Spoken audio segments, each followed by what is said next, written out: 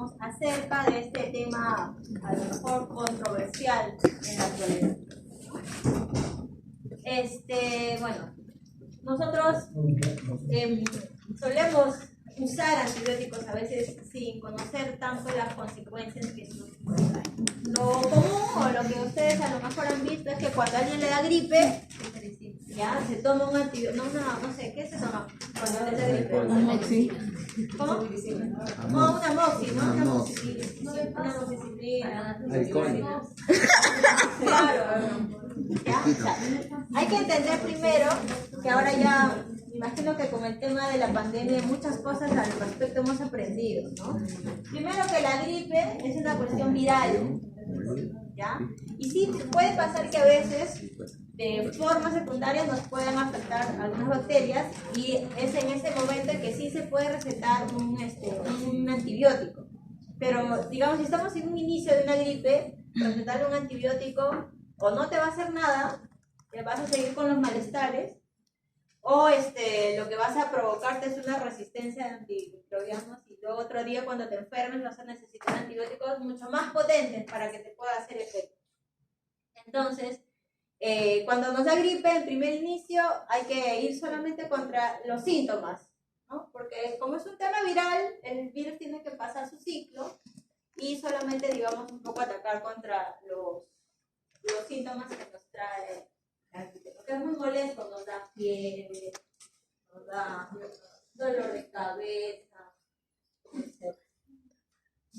¿No? Y a veces todos estos, por favor, ustedes que son los encargados de difundir temas actuales, ya como estudiantes de veterinaria o de una carrera médica, hay que evitar o inculcar a las personas que cuando nos da gripe, evitemos usar en primera instancia un antibiótico hasta el momento que el médico lo indique, ¿no?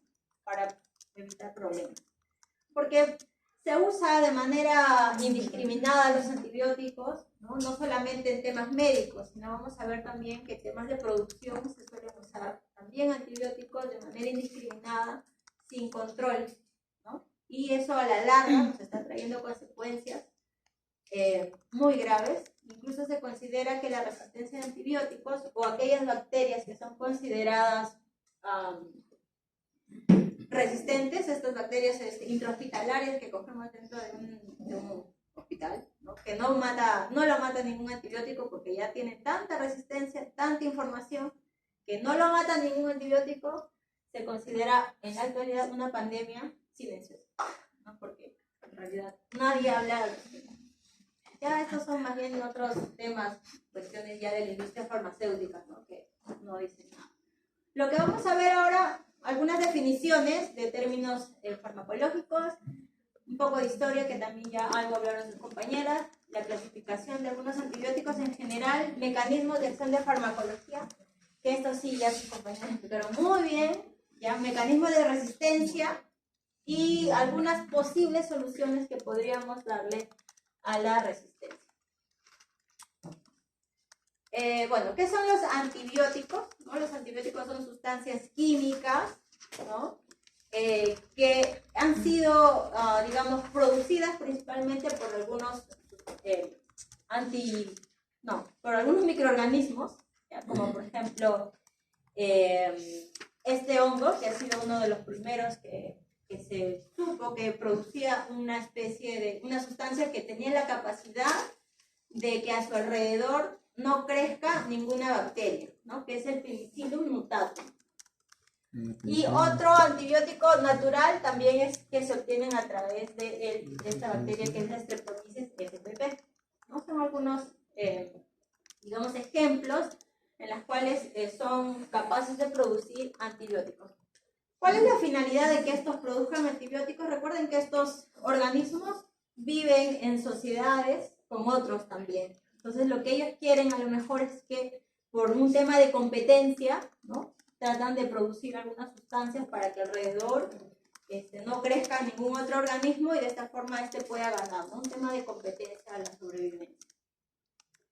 Entonces, es un tipo de antimicrobiano, ¿no? Que decimos que los antimicrobianos incluyen antibióticos, antiparasitarios, antivirales, antimicóticos, todos son también antimicrobianos. Ellos viven en una relación de antibiosis, que se decía que es la relación que tienen estos organismos con las bacterias u otros hongos, ¿no? Para que no pueda crecer ninguno a su alrededor. Algunos ejemplos de las naturales o de las que se producen de forma natural: penicilina y clorofenicotina, etc. No hay muchas más.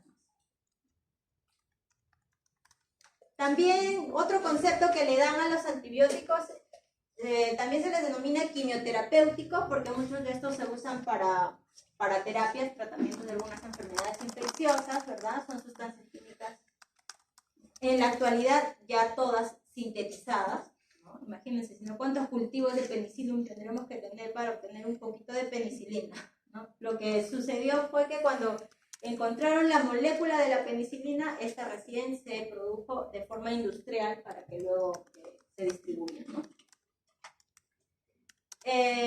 Bueno, los antibióticos son medicamentos que van a combatir infecciones de tipo bacterianos, tanto a los animales, nosotros.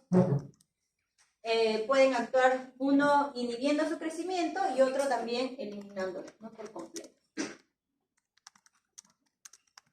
Otro tipo de ver a los antimicrobianos es por su composición, a lo mejor, ¿no? Pueden ser antimicrobianos de tipos químicos, que son los que conocemos como antibióticos, o también otro tipo de antimicrobianos van a ser aquellos que son capaces de eliminar microbios, pero de otra forma, no de forma física, ¿ya?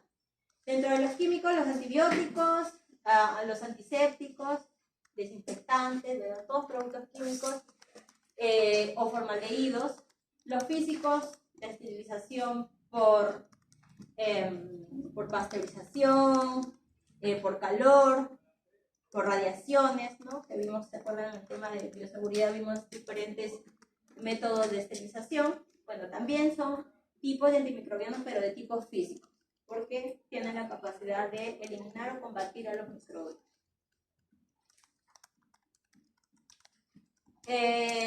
Entonces, según su diana, es decir, su sitio de acción, también se les va a clasificar como antibacterianos, antifúngicos, antiprotozoarios o antivídicos. ¿Cuáles serían los dianas en este caso?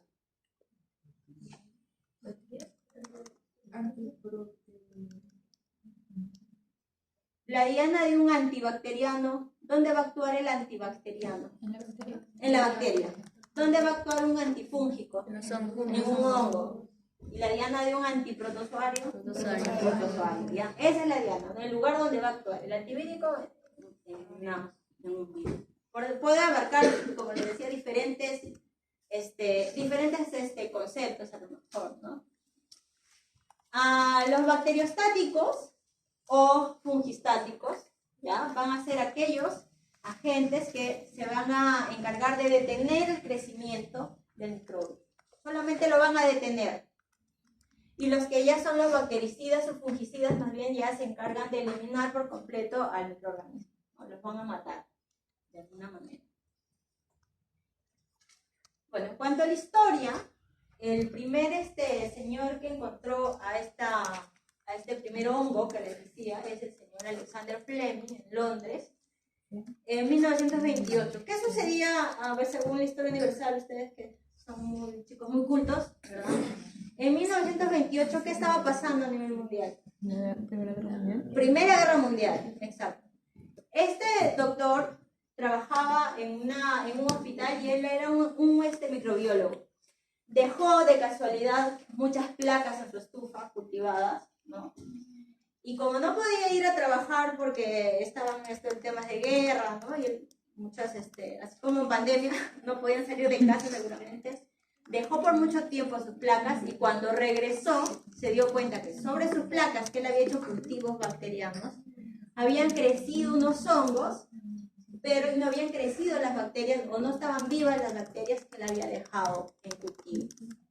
Porque es lo que empezó, o sea, cuando él entró a su laboratorio, pensó encontrar que las bacterias habían, desbordado el crecimiento, pero no había pasado eso, más bien que los hongos eran los que habían invadido todos esos placas y las bacterias simplemente se habían desaparecido, ¿no? Entonces, este señor encontró el hongo y hasta ese momento solamente él, bueno, intuyó que este hongo tenía la capacidad de producir algo que mataba a las bacterias, ¿no? Y luego ya más adelante, en otra época, 1945, ¿qué estaba pasando? Segunda Guerra Mundial. Segunda Guerra Mundial. En la Segunda Guerra Mundial, ya más bien, estos señores que ganaron, es más, un premio Nobel por ese trabajo, ¿ya? Encontraron más bien ya la molécula de la penicilina. Buenas tardes. ¿Ya? Sí, de forma química. Encontraron cuál era la composición de la molécula y comenzaron ya con la producción de forma industrial, ¿no?, de la penicilina y con la distribución para los enfermos, ¿no?, de esa época, sobre todo heridos de guerra, que sufrían muchas infecciones tras la guerra. Entonces así fue que comenzó la primera producción del primer antibiótico, ¿no? 1945. ¿Ya? Y se hacían muchas propagandas porque hasta ese momento se creía de que ya habían encontrado la cura para todas las enfermedades infecciosas, ¿no? Ellos pensaban de que ya iban a curar todo lo que hasta ese momento había pestes, había no sé, enfermedades gastrointestinales, había enfermedades de transmisión sexual, o las infecciones por heridas, ¿verdad? Entonces ellos pensaban que ya habían encontrado todo. Pero resulta que en pocos años ya no funcionaba su penicilina. De 1945 por acá, no pasó mucho y como ven, se han seguido encontrando o más antibióticos, ya sea de forma natural, ¿no?, porque han seguido buscando otras alternativas, porque ya la penicilina simplemente no funcionaba, o ya sea de formas químicas. Tenemos hasta acá, este cuadro solo hasta 2003. Ustedes se ponen a buscar en el internet, van a encontrar hasta los últimos años que todavía se siguen buscando nuevas alternativas antibióticas para este problema, ¿no?, porque las bacterias se han estado haciendo cada vez más resistentes a esta primera base de antibióticos. Entonces, las infecciones bacterianas, ¿ya?, lo que nos van a causar principalmente es una alta mortalidad, ¿no? A lo mejor todavía no una muerte directa, ¿no? Pero sí vamos a tener una alta morbilidad, ¿ya? En el caso de niños es muy alta también la presencia de diarreas, pero en el caso de los niños las diarreas pueden ser mortales, ¿no?, porque a veces son por colis, que son de cepas que son sumamente peligrosas, que barren con todo el sistema gastrointestinal y ya no solo lo mata la bacteria, sino la deshidratación que sufren tan intensa que los niños no son capaces de tolerar, ¿no? En el caso de los adultos, la tuberculosis, ¿no?, es otro problema que también se ve hasta la actualidad en algunos casos todavía. Y otras enfermedades más, ¿no?, de bacterias. En su uso excesivo, el problema que ha traído en la actualidad pues es la resistencia, ¿no?, la resistencia a estos antibióticos que ya no son capaces de funcionar. Las bacterias resistentes van a impedir, más bien, dependiendo de cuál sea el mecanismo, el ingreso de estos antibióticos, modificando o inactivando a la droga, ¿no?, al antibiótico.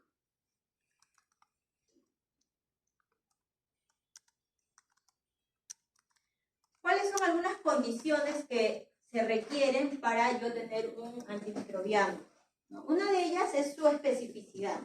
Justo le preguntaban a una de sus compañeras qué significa amplio espectro, ¿ya? Espectro, o el espectro de acción, se refiere al lugar determinado específico donde actúa una bacteria, ¿no? Lo que ustedes han explicado en diferentes lugares de la bacteria: ribosomas, membranas plasmáticas, pared, etc., ¿no? Y cuando nos referimos a un amplio espectro, nos referimos a que no solamente va, van a trabajar en un solo lugar, sino que más bien nos referimos a que pueden atacar diferentes tipos de bacterias, gram positivas o gram negativas, ¿no? A eso llamamos amplio espectro. Otra condición es su potencia biológica, es decir, qué tan potentes puedan ser estos antibióticos. Y uno de los conceptos que se maneja en lo que es farmacología es la concentración mínima inhibitoria. ¿Qué quiere decir esta? Que es la concentración mínima que yo necesito para que mi bacteria ya no crezca más. No para matarlo, sino para que ya no crezca más, ¿ya? Esa es la concentración mínima inhibitoria. Nos estamos refiriendo acá a la potencia biológica, ¿no?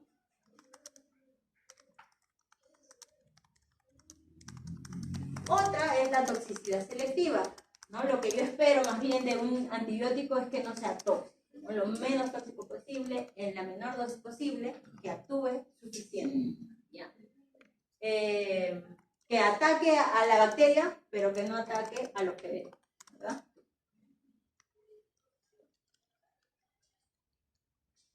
También vamos a hablar un poco de la interacción que existe entre antibióticos. A veces, cuando hay problemas ya de resistencia, se suele, digamos, recetar un par de antibióticos, ¿no? Ya no solo uno, sino dos. Y nosotros tenemos que saber cuál es su acción entre ambos antibióticos. ¿Ya? Puede pasar en que si llevan entre ambos antibióticos una acción sinérgica, ambos se van a potenciar. Es decir, si yo doy 100 de penicilina y 100 de gentamicina, su acción va a ser de 1000. O sea, se va a potenciar. A eso se le llama acción sinérgica. Otro tipo de relación es una acción aditiva. Una acción aditiva va más o menos, ¿no? Porque le puedo dar 100 de metronidazol y 50 de gentamicina, algo va a aumentar en potencia. 150 de potencia, eso es solo la aditiva, ¿no? Una aumenta la otra, sin la necesidad de potenciarla a mí. Otra relación es la acción indiferente. Son conceptos nada más, indiferente. Si yo le doy, por ejemplo, una ceftriaxona con una vancomicina, ¿ya? 50 de vancomicina, simplemente no voy a ver una relación ni negativa ni tampoco muy buena, ¿no? Va a seguir con su acción de la ceftriaxona, solo de 100, ¿ya? Una reacción igual, ¿no? Indiferente. Y la acción de antagónica en la que más bien va a ser al revés de la primera. Voy a poner 100 de ampicilina y 50 de cloranfenicol, no se va a potenciar, tampoco se va a adicionar, más bien al contrario, todo eso va a ir para el revés, para disminuir la potencia. ¿Ya? Entonces, todos esos conocimientos los tengo que considerar cuando yo voy a tratar a un paciente. Es más, si es que quiero usar diferentes drogas, yo tengo que saber si mi droga va a ser una acción antagónica o una acción indiferente, o si es una acción de potencia, sería mucho mejor, ¿no? Pero claro, todo eso a lo mejor lo van a aplicar con mucho mejor énfasis cuando lleven farmacología, ¿no? Porque ya los tratamientos no solamente uno pone antibióticos, y pones otros medicamentos más, otros fármacos más. ¿Esos son unos ejemplos o es que...? Sí, son ejemplos. Ah, ya. Pero son ejemplos reales. Ah, ya. Pues. Ya son ejemplos reales. En el caso de la amoxiciclina. Amoxiciclina. ¿O hay un cuadro o algo? Sí, claro, esto debe estar, la información la deben tener las prescriptos de cada antibiótico. ¿El lanzapostal es un antibiótico?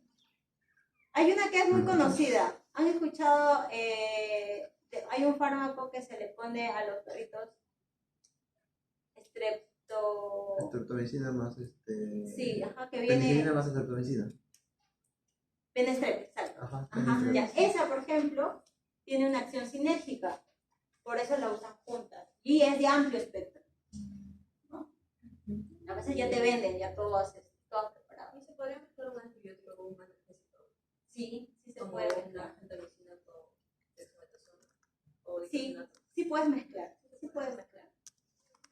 Ahora, no sé, a lo mejor las vías de aplicación. Hay Eso veces sí. que se corta cuando los claro, por eso las vías de aplicación, eso sí, no te sabría decir cuál es cuál. Claro, porque una puede ser intramuscular, depende del fármaco que vayas a usar. Otra puede ser solamente subcutáneo. Claro, a veces pasa de que lo juntas y eso se corta, ¿no? Y eso es peligroso. Pero acá más que juntar ambos antibióticos en un solo punto es, digamos, es usar los antibióticos. Una puede ser subcutánea, la otra puede ser intramuscular y tener ese mecanismo de acción, ¿no? Esa potencia de acción. Ahora, en cuanto a la clasificación de los antibióticos, van a existir diferentes formas de clasificarlos, ¿no? Una de los más comunes es según su estructura química. ¿Ya? Esto es lo que más seguramente van a ver. Según su estructura química, tenemos algunos de los más conocidos, los beta-lactámicos, ¿ya? Porque estos van a tener en su formación este anillo de beta-lactámicos, ¿no? Todos tienen un anillo de beta-lactámicos, ¿ya? Ejemplos de beta-lactámicos: penicilinas, clavamas, cefalosporinas, carbapenemas, monobactamas, etc., ¿no? Pueden haber más. Ahora, los macrólidos tienen más bien esta estructura química, un poco más compleja, ¿ya? Los aminoglucósidos, esta de acá. Las tetraciclinas, 4 anillos, por eso se llaman tetraciclinas, y así, ¿no? Polipeptídicos o poliédricos. Más que saber cuáles son los antibióticos específicos para cada caso, lo que más nos interesa solamente, digamos, es el nombre general, ¿no? Dentro de los beta-lactámicos tenemos una lista amplia de antibióticos. Dentro de los macrólidos también, ¿no? Aminoglucósidos, etc. ¿Ya? Esto es clasificación según su estructura química, porque todos van a compartir, digamos, un segmento o un anillo, ¿no? O un tipo de molécula. Ahora, otra clasificación que se les da es justo lo que nos contaban sus compañeras, según su mecanismo de acción. ¿Ya? Hay un grupo que actúa a nivel de o inhibiendo la síntesis de la pared celular, ¿no? A nivel de los peptidoglicanos. Otras que van a afectar la función de la membrana citoplasmática, ¿no? Por la de los poros, inhibiendo la síntesis a nivel de los ribosomas, la síntesis proteica, inhibiendo la síntesis de los ácidos nucleicos, ¿verdad? Y otro también inhibiendo la síntesis de las vías metabólicas que tengan. Tenemos 5 tipos de antibióticos. Es más, sus compañeras han hecho algunos ejemplos, ¿no? Dependiendo de cuál es el sitio de acción o el mecanismo de acción. Más que nada el sitio de acción de cada antibiótico. Acá hay otros ejemplos más, los que van a actuar a nivel de la pared. Sitios blancos. Sitios blancos, pero también sitios llanos también podría ser. ¿Ya? Pared, beta-lactámicos, a nivel de la membrana, los polimicinas, a nivel del ribosoma en 50S, lincomicinas, 30S, aminoglucósidos, ¿verdad? Ejemplos, ahí tienen varios, a nivel de los ácidos nucleicos, quinolonas, uno de los más conocidos, y a nivel del metabolismo, a nivel de los ácidos fólicos, por ejemplo, las glutamidas y las dimetropinas.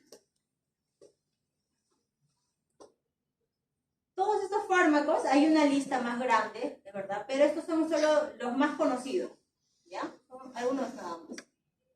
Solamente vamos a mencionar algunos. Ahora, según su naturaleza es otro tipo de clasificación. Vamos a tener algunos que son sintéticos y algunos que son naturales. Ahora, estos naturales no quiere decir que lo vayan a sacar el hongo, ¿no? Si no les contaba de que averiguan cuál es su fórmula química y luego lo producen, ¿ya? En cambio, los otros sí han sido, digamos, elaboradas en laboratorio, ¿no? Los antimicrobianos sintéticos son los que han sido elaboradas en laboratorio. Algunas, como por ejemplo, tenemos algunos que son análogos a los factores de crecimiento de la bacteria, ¿no? Actúan alterando el metabolismo de la bacteria, como por ejemplo, no sé, a nivel de la síntesis de algunas vitaminas, ¿no? O proteínas por ahí. Entonces, el reconocimiento de las enzimas bacterianas van a impedir el crecimiento ya de la bacteria, una vez que esta ha sido ya no reconocida. Otro de los sintéticos tenemos a las quinolonas. ¿Cuál era? No dice, ¿no? Factores de crecimiento. Bueno, las quinolonas son antimicrobianos sintéticos también. Estas son las que van a actuar a nivel de la síntesis del ácido nucleico, ¿no? Específicamente sobre el ADN girasa, que es aquella molécula que va, digamos, de forma natural, va a formar parte de lo para el superenrollamiento del ADN, ¿no? Las topoisomerasas, las topoisomerasas, claro, también actúan a ese nivel, ¿no? Entonces, estas van a bloquear esta síntesis de la adenosina o de las topoisomerasas, ¿no? Y luego ya no se va a poder, digamos, dividir la bacteria. En cuanto a las naturales, tenemos los beta-lactámicos y las cefaloporinas, ¿no? Estas más bien van a actuar a nivel de la síntesis de la pared celular, ¿ya? A nivel de los peptidoglicanos fundamentalmente, ¿no? Por diferentes mecanismos que ya han explicado algunas de sus compañeras, algunos mecanismos. Por ejemplo, los beta-lactámicos. Ejemplo de beta-lactámico, las vancomicinas. Otros, los antimicrobianos naturales, los aminoglucósidos. Estos más bien van a, digamos, actuar inhibiendo la síntesis de proteínas, ¿no? A nivel de los ribosomas, pero específicamente del ribosoma 30S. ¿Ya? Bueno, estos van a distorsionar este codón del locus A, que está por acá, 30S acá, ¿ya? Y de esta forma van a provocar la incorporación de aminoácidos distinto a la codificación, ¿no? Entonces ya no se va a formar una proteína que ellos buscaban. En cuanto a los, estos son también los que van a hacer síntesis o inhiben la síntesis de proteínas, pero a diferencia del anterior, que tienen el nivel, digamos el receptor a nivel de la subunidad 30S, los macrólidos tienen los receptores a nivel del 50S, ¿ya? Y es acá más bien donde se va a impedir la translocación, el paso de esta molécula del peptidil de RNA transferencia, ¿no? Del locus A al locus B. Esto se va a cortar, ¿no? Miren acá el sitio, de todo, sitio A, sitio B. Acá a este nivel va a actuar los macrólidos. Y estos macrólidos se van a usar fundamentalmente cuando el paciente tiene algunos problemas de shock anafiláctico por penicilina, ¿no? Que sean intolerantes a la penicilina. Entonces, cuando hay esos casos, se les suele administrar macrólidos. Otro grupo de antibióticos.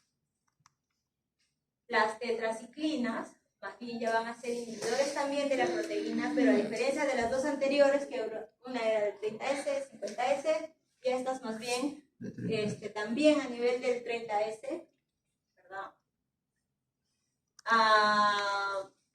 Y acá lo fundamental de las tetraciclinas, al ser naturales, se suele, a lo mejor no es recomendable en animales jóvenes, porque tienen una actividad sobre el esmalte óseo. ¿Alguna vez han visto niños que tengan dientes negritos? ¿Nunca? No. A lo mejor en la no, son caries. A veces pasa de que cuando los niños hayan tenido problemas al nacer, así de algunas infecciones, se les da tetraciclinas y como tienen esta capacidad de digamos, de actuar sobre el esmalte óseo, hace que el esmalte de los dientes se pierda. Son unos casos especiales y los niños suelen tener, sobre todo los dientes de leche, ¿no? Negros. ¿Ya? Y no es porque sean necesariamente caries, pero sí es por el uso de tetraciclinas.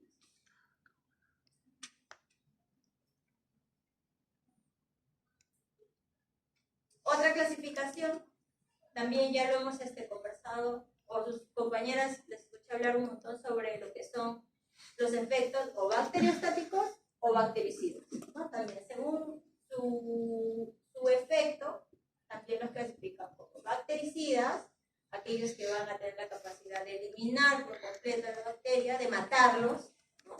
Y los bacteriostáticos, que es lo que impide más bien, es el crecimiento de la bacteria. Va a inhibir el crecimiento de la bacteria.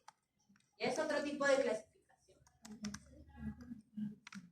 Entonces, para tener esto más claro, tenemos dos términos. Una que se llama SIM, concentración inhibitoria mínima, y la otra que es CBM, concentración bactericida mínima. ¿Ya? ¿Qué es el SIM? Es la cantidad de bacterias, de antibiótico, perdón, que yo necesito simplemente para inhibir el crecimiento. ¿Ya? Y lo que es más bien la concentración bactericida mínima es la cantidad mínima de antibiótico que yo necesito para matar a la bacteria. Son dos, digamos, concentraciones diferentes. ¿Ya? Entonces, tenemos antibióticos bactericidas, en las cuales el antibiótico suele estar en mayor concentración, ¿no? Son de espectros reducidos, provocan la lisis y la muerte bacteriana. Los bacteriostáticos, también concentraciones entre la mínima inhibitoria o también la mínima bactericida, son de amplio espectro, inhiben el desarrollo y la multiplicación bacteriana, pero no los van a destruir. ¿Ya? Esos son los bacteriostáticos. Es lo mismo que hemos estado. Esto va a ser variable, ¿no? Esta clasificación puede ser variable porque depende mucho del antibiótico o de la capacidad que tenga la bacteria para empezar a hacer resistencia, ¿no? En algún momento puede solo ser un bactericida y luego solo ser un bacteriostático, ¿no? Eso puede variar. Entonces, esto también es un cuadrito de un poco para entender cuál es el mecanismo o la forma de acción de un bactericida y de un bacteriostático, ¿no? Digamos, estos son el crecimiento bacteriano. Si yo aplico un bactericida, en el tiempo el bactericida va a hacer que mueran las bacterias por completo.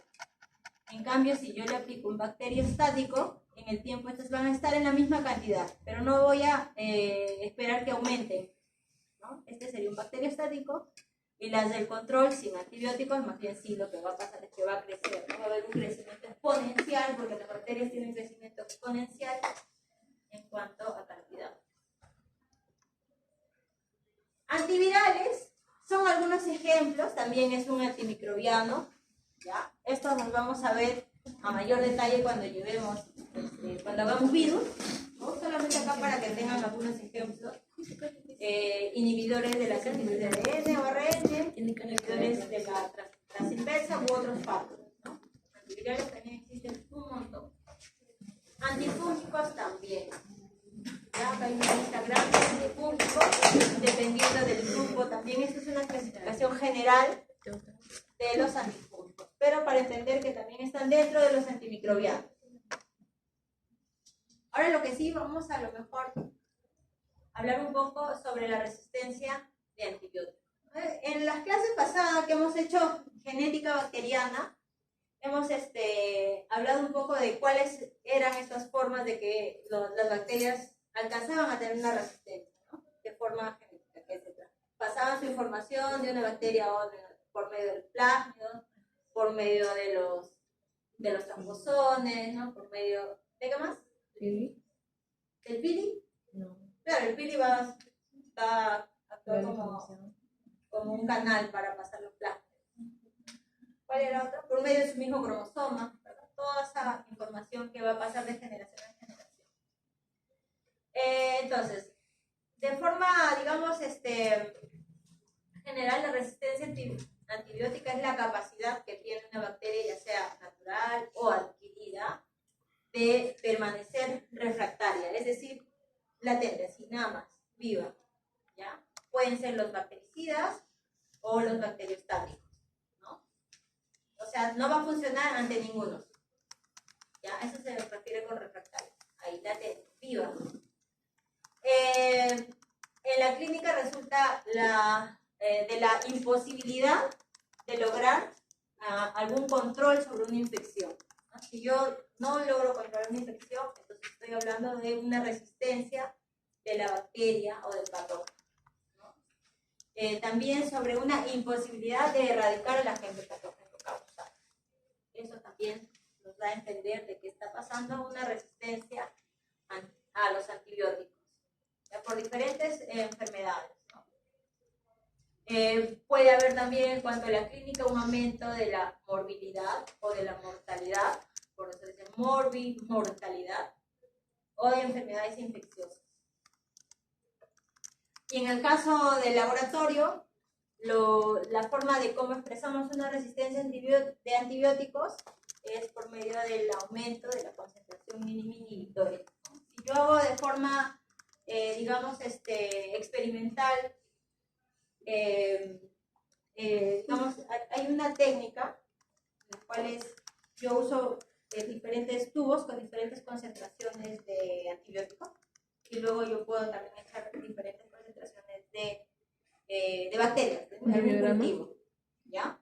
Y de acuerdo a eso, de acuerdo a la concentración que yo espero que no haya crecido la bacteria, ¿ya? Puedo encontrar la concentración mínima inhibitoria, ¿no? En un punto, de los diferentes niveles que yo tengo. Si yo encuentro que a lo mejor de la misma cepa, ¿verdad?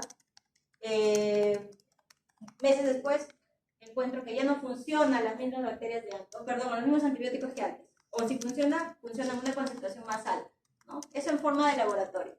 Sí se puede también encontrar un aumento de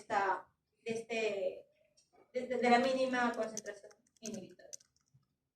Lo que nosotros hemos visto, no sé si con todos, pero sí con un grupo, hemos hecho ya el antibiograma, ¿verdad? ¿No? Sí. Solamente hemos hecho la parte, digamos, del cultivo nada más. ¿Les ha crecido algo? Sí. Y ahora vamos a saber. Vamos a interpretar el antibiograma. En el antibiograma lo que yo espero es encontrar si mi bacteria fue resistente o fue sensible al antibiótico que le hemos aplicado. Sensible, ¿no? ¿Ya? Pero eso también depende de unas tablas, ¿no? Vamos a ver cuáles son los rangos que me piden. El halo que yo encuentro, ese es un halo inhibitorio, porque justo en ese halo no ha crecido bacterias.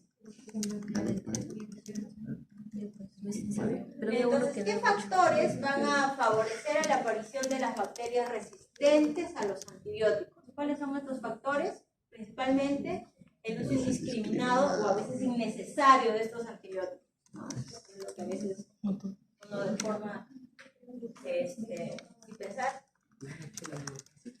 O no sé si hasta ahora hacen, no sé, pero me acuerdo que en mi época, cuando los chicos iban a hacer prácticas a clínicas pequeñas, que no tenían a lo mejor un buen diagnóstico de las enfermedades, de frente les ponían antibióticos a los perros, para saber si funcionaba y si no, pero ya por ahí entraban a buscar más indagaban más sobre la enfermedad.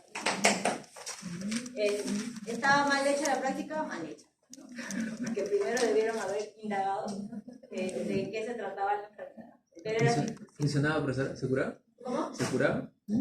A veces sí, a veces no. Si se curaba, chévere, ya estabas bien. Pero si no se curaba, Bueno. la automedicación o la mala prescripción médica, pues es uno de los factores que favorecen a esta resistencia, ¿no? En lo que es la agroindustria, sobre todo en los animales de producción, ¿no? Se usa de forma frecuente a los llamados, ¿cómo le llaman? Usan unos antibióticos para el crecimiento, le dicen. No sé si han escuchado.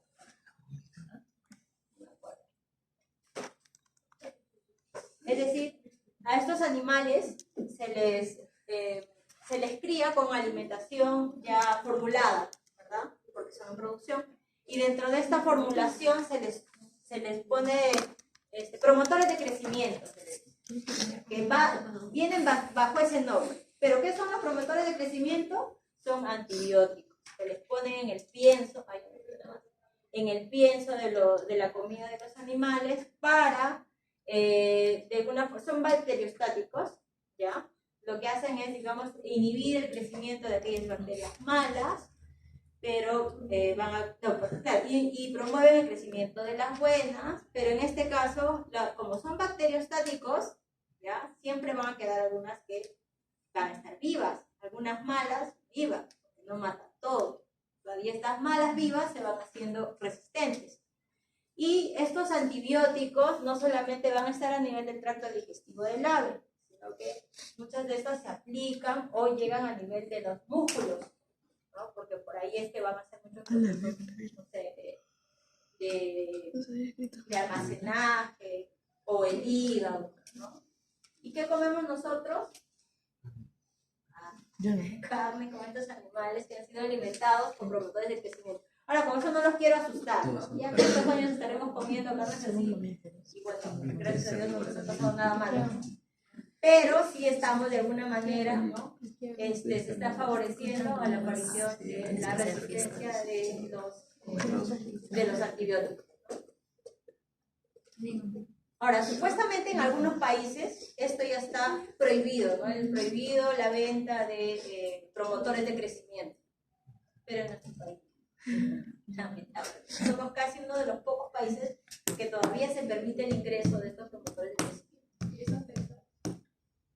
A la larga, claro, nos trae problemas, ¿no? Para toda la comunidad que consume estos productos. Nos vamos haciendo más resistentes a los antibióticos. Y si te enfermas,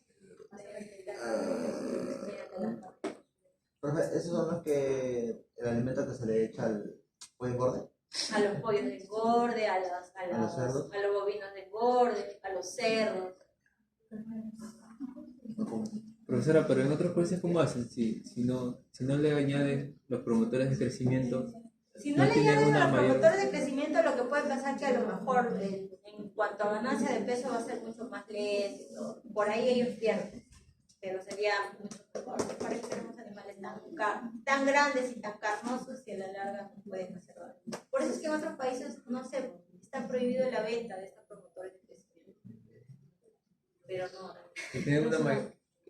Por ejemplo, cuando a una persona le prescriben antibióticos para una bacteria, por ejemplo, he leído del Helicobacter pylori porque tiene que atacar con antibióticos, y si la persona deja de hacer su medicación por un tiempo y regresa lo mismo, la bacteria ha aprendido a resistir. Ese es un tipo de resistencia al antibiótico. Les dan más días y el Helicobacter es una bacteria muy resistente. Que no, cualquier antibiótico no puede matar un Helicobacter. Y si tú no has terminado tu tratamiento de gastritis por el Helicobacter, lo más probable es que en tu siguiente tratamiento necesites más días o más concentración de los antibióticos que a lo mejor pueden ser tóxicos, y ya no solamente va a matar a tu bacteria, sino que va a estar matando a ti también tu hígado, tus riñones, que son los órganos que van a depurar todos esos antibióticos. Claro, es importante. ¿Y por qué les digo esto? Porque yo tengo parientes que por solo o sea, era una gastritis simple, les voy a contar el caso de mi tío, era una gastritis simple, le mandaron su tratamiento de antibióticos.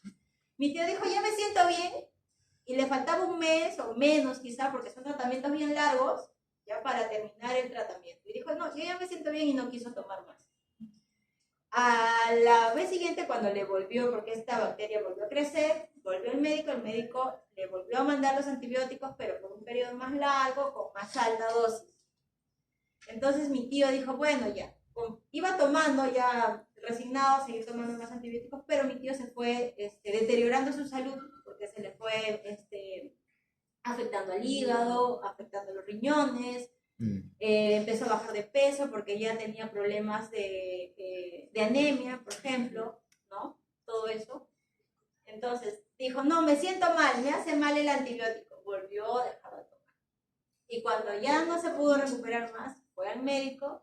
Ahora resulta que el tío tiene un cáncer del estómago.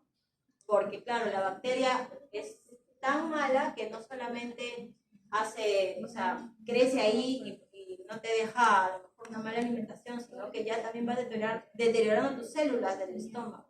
Eso no me asusta, yo tengo eso.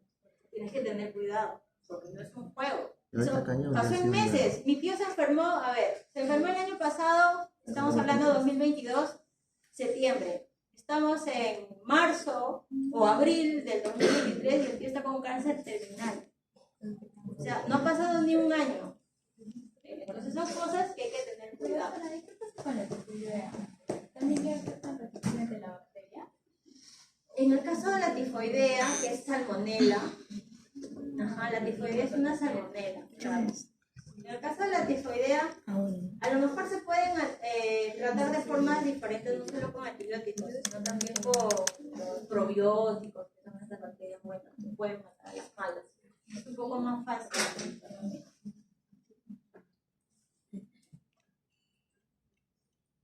Ya, ahora sí, continuamos. Ahora, ¿de qué forma estas bacterias han causado esta resistencia, ¿no? Algunas formas se han ido estudiando, ¿no? De cuáles sean las estrategias que tengan estas bacterias. Muchas de ellas implica, claro, la parte genética, ¿no? Porque han pasado su información de una a otra por medio de sus plásmidos, principalmente los plásmidos, son los culpables en esta resistencia. Pero, por ejemplo, la primera parte que dice resistencia natural, es decir, cuando la mutación ha sido de forma espontánea, ¿verdad? Porque hemos hablado también de mutación espontánea.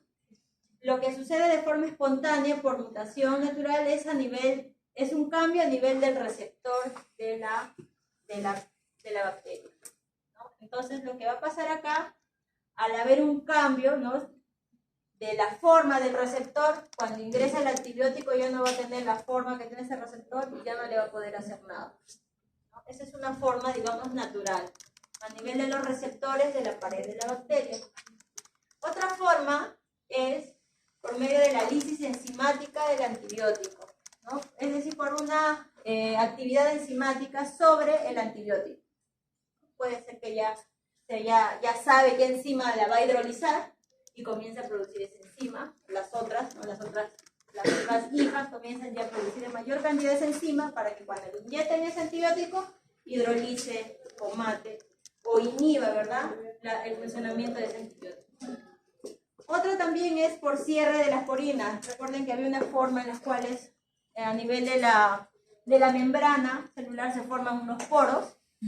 Esos poros están formados por unas proteínas que se llaman porinas, ¿ya?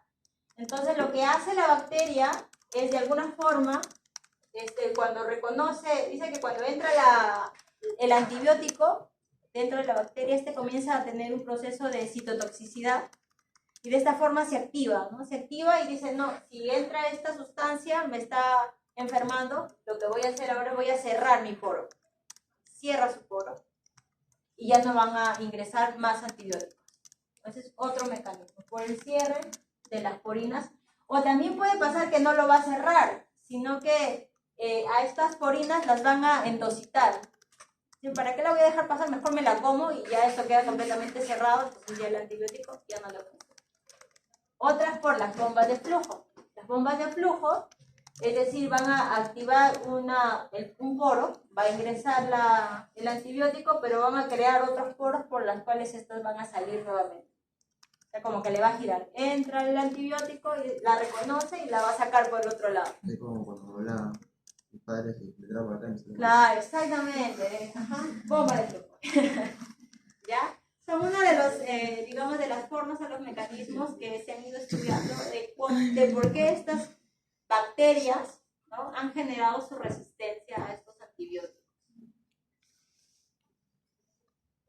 En cuanto a la solución, una de las soluciones que se ha postulado, pero en realidad no hay algo muy preciso al respecto, es el uso de la fagoterapia. ¿Qué es RAM? Yo le puse solución al RAM.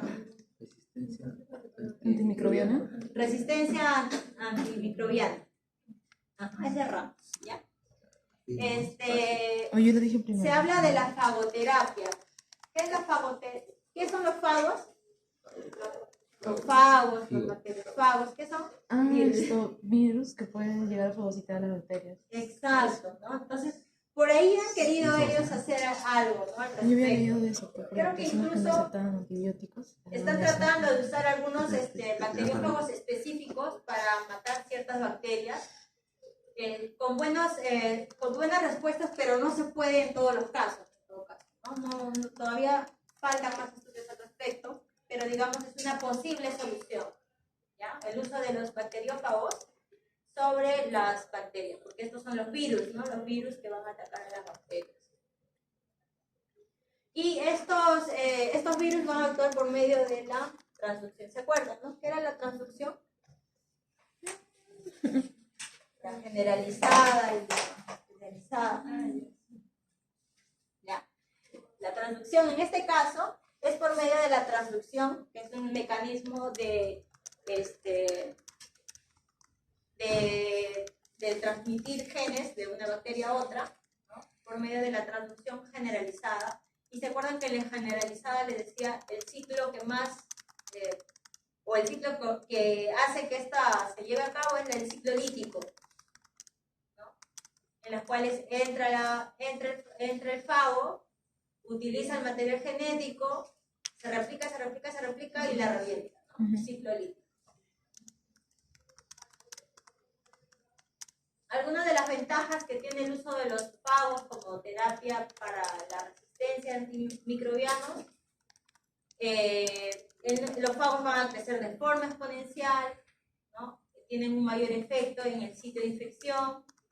Por ahí hay unas otras importantes como esta, no van a generar efectos secundarios contra el hospedero, ¿verdad? Lo que siempre se espera que el hospedero sea lo menos afectado posible.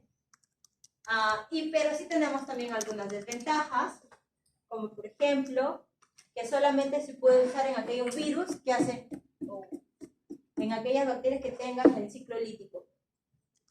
¿Ya? El espectro de acción todavía está siendo limitado. Pueden perder una infectividad por mutación, es decir, una mutación ya no le va a hacer caso al fago.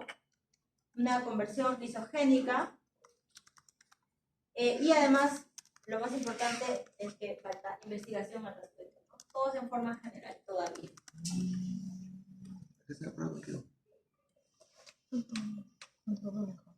Otras soluciones, pues lo más básico, evitar automedicarse, ¿no? Evitar la automedicación, no interrumpir los tratamientos que han sido dispuestos por el médico, ¿verdad? Evitar los consumos de alimentos de origen animal o que tal que tengan residuos antibióticos. No sé cómo hacerlo, pero supuestamente eso es lo que debemos hacer. Ahora, en otros países también lo que se hace es, por ejemplo, un control. Se toman, digamos, cada cierto tiempo muestras en el camal de las carnes que van a salir al mercado y se lleva a los laboratorios, y en los laboratorios lo que hacen es medir, digamos, los residuos de antibióticos que quedan en estas carnes. Pero acá no hacen. Porque, o sea, debe tener un límite, ¿no? Un límite en el cual no sea nocivo para el consumidor.